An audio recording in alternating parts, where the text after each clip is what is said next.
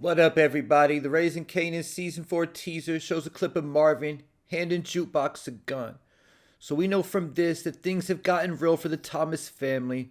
For Marvin, the father, to be handing Jukebox, his teenage daughter, who's still in high school, a gun. In Season 1, after Kanan and D-Wiz killed Buck 20, Rock decided to take Kanan out somewhere to let off a few rounds. But after Kanan let off his first shot, Rock told him that bullet's out there now, circling the world with his name on it, and he's going to be running from it forever. You wanted to be in it, now you're in it. Then at the end of Season 1, we saw Rock handing Kanan a gun, asking him to kill a man, and that man turned out to be his own father, Malcolm Howard. So Season 1, we saw Rock giving her son Kanan a gun, asking him to kill a man. And now in Season 4, we'll see Marvin giving his daughter Jukebox a gun. But I can almost guarantee that the circumstances aren't the same, and Marvin would never ask Jukebox to kill someone for him. But at the same time, keep in mind what was said about Marvin when he was first introduced in Season 1. That he never misses an opportunity to miss an opportunity, meaning that he messed up a lot. And giving Jukebox a gun could end up being a mistake. But Jukebox is smart and a lot more mature than Kanan, so I think she'll be more responsible with the gun. And another question is, does Rock know that Marvin is giving Jukebox a gun? I mean, it is his daughter, but at the end of the day, I don't think that Rock would agree with Marvin giving Jukebox a gun. In my opinion, the only reason why Marvin would be giving Jukebox a gun in the first place is that he feels like she may be in danger in some type of way. In Power Book 2 Ghost Season 3, after Obi flashed pictures to the crew of Diana, Braden's parents, and Estelle, Kane showed up at Stansfield to fight Diana and tried giving her a gun for her own protection. I feel like Marvin giving Jukebox a gun will be similar circumstances. But at the same time, like how Rock told Kanan, you wanted to be in it, now you're in it. It's not like that with Jukebox.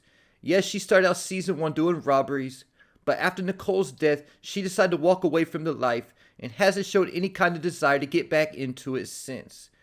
And Jukebox never had a desire to get into the drug game to begin with, because in Season 1, after Marvin gave Kanan his first bag of coke to sell, Jukebox was with him, and she was giving him game on how to move the bag. But she said she wouldn't get into drug dealing because she makes it her business not to get into what Marvin's into.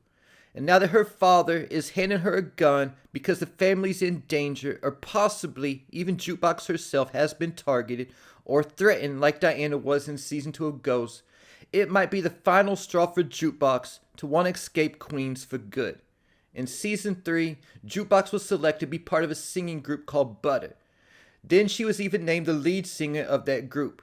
And at the group's big debut at the mall, Butter killed it on stage with Jukebox as the lead.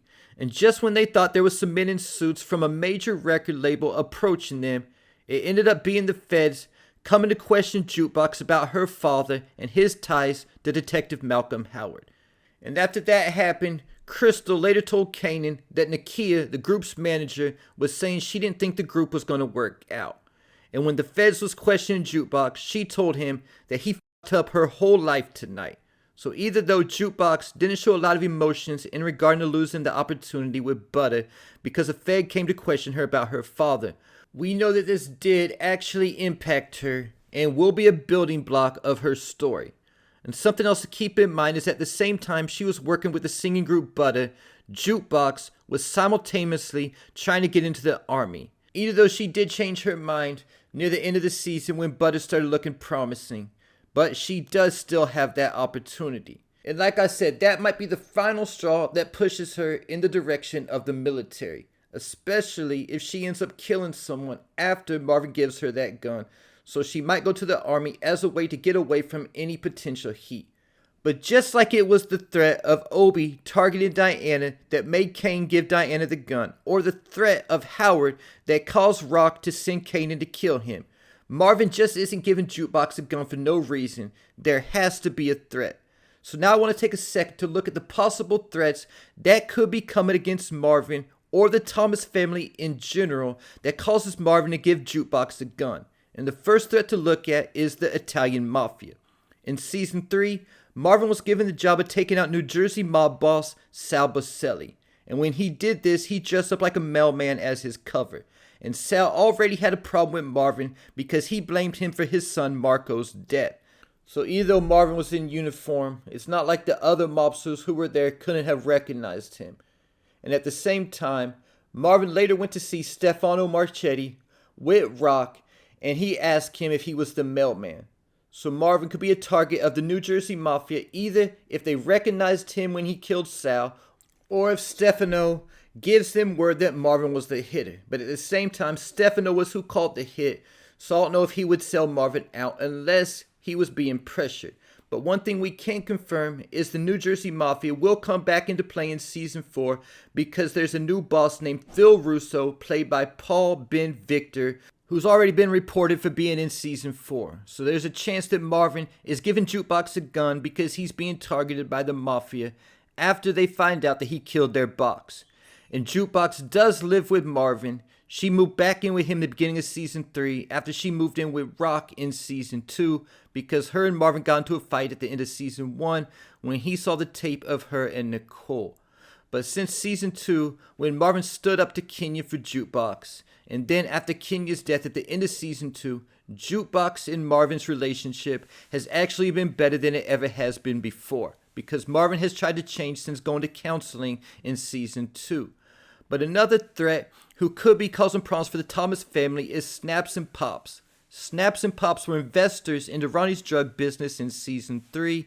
And now that Ronnie's dead, they could hold either Kanan or Rock responsible for their lost money. Keeping in mind that when Snaps and Pops first met Kanan in Season 3, it was at a party that Ronnie was throwing, and Kanan went to the party with Jukebox and Aisha. So Snaps and Pops have seen Jukebox before and know who she is. And we know that they're ruthless as former bank robbers, so I wouldn't put it past them using Jukebox as leverage against Kanan and his family as a way to force them to pay them or something like that. And if Snaps and Pops did target Jukebox, this would come full circle because it was Jukebox in power who had the idea of targeting Tariq and ended up trying to take Tariq for ransom before getting killed by her own cousin, Kanan. And the other reason why Marvin might be handing Jukebox a gun is because Unique has returned and is causing chaos on the streets. Pretty much as a ghost because everyone thinks he's dead. And the Thomas family doesn't know where the attacks are coming from.